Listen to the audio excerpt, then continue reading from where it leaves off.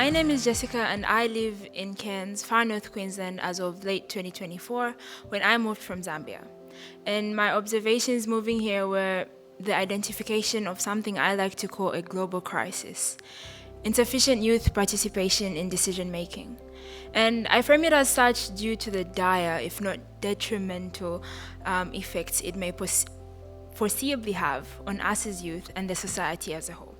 But firstly, allow me to redefine participation from my point of view. It is not merely about being present, it is about being included, valued, and heard in and before decision making is done.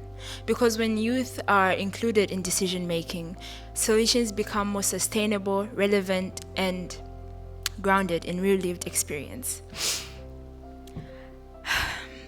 I have been fortunate to experience what meaningful participation can look like.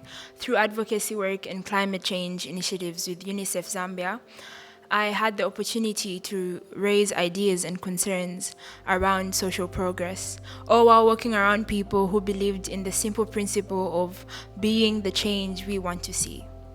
And this didn't only give me a platform, but also responsibility, and it allowed me to see the challenges facing my community and the role I had to play in this. But without opportunities to participate, the consequences are real. Many young people grow up feeling disconnected to the world around us and the systems that govern our lives. Awareness decreases, accountability disappears, and potential is overlooked. This can result in rising youth disengagement, increasing vulnerability to crime and antisocial behavior, and a growing sense of apathy, something we are already unfortunately seeing across communities in Australia. And when this happens, decisions are made for a generation rather than with it, which leads to mistaking our silence for approval when in reality it is the silent belief that our voices will not change anything. Research shows that approximately 42% of the population is aged under 25. Hence, they are the most impacted by decisions around climate change, community development, and education. Yet, opportunities for participation are frequently limited, especially in regional or rural areas, or sometimes even non-existent. This year, my school strategy focuses on students as partners in learning. And this approach appealed to me so much because if students can be partners in shaping their education, then surely young people can be partners in shaping the decisions that impact their lives. I want you to imagine a society where youth participation is not the exception but a norm. A place where young people sit at the table and their words carry the same weight as anyone else's at the table. In those spaces, fresh perspectives emerge, confidence grows, and young people become more willing to participate, to learn, and to take responsibility. Right now, too many young people feel the opposite, that their voices do not matter, or that the problems that the world is facing are too large for them to influence. When participation is limited, so too is the opportunity for young people to engage with issues like climate change and community well-being. If we want to build stronger communities, we must move from consultation to collaboration. This requires embedding young people within decision-making itself through advisory councils, youth seats in institutions, and sustained partnerships with existing structures, so that engagement is continuous, shared, and impactful, rather than occasional and observational.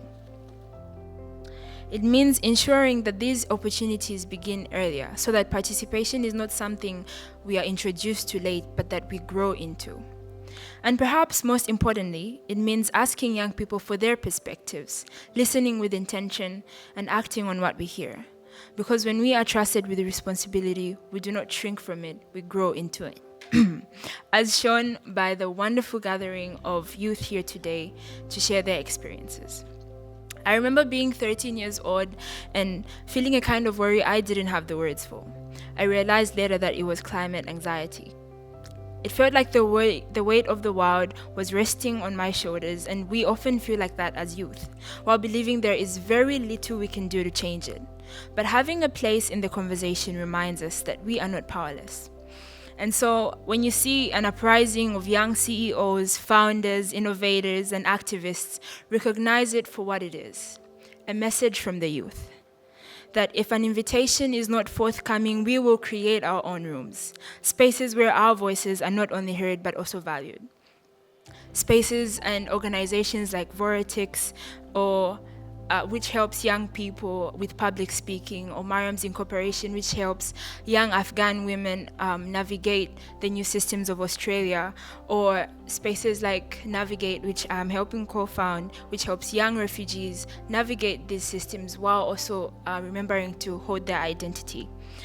And young people should not do this alone.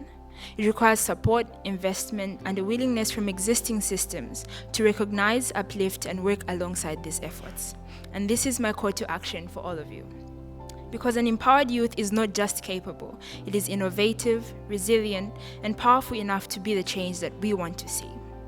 And that is the power of participation. When that happens, we don't just build better policies, we build a generation that belongs in the future that it is creating. Thank you.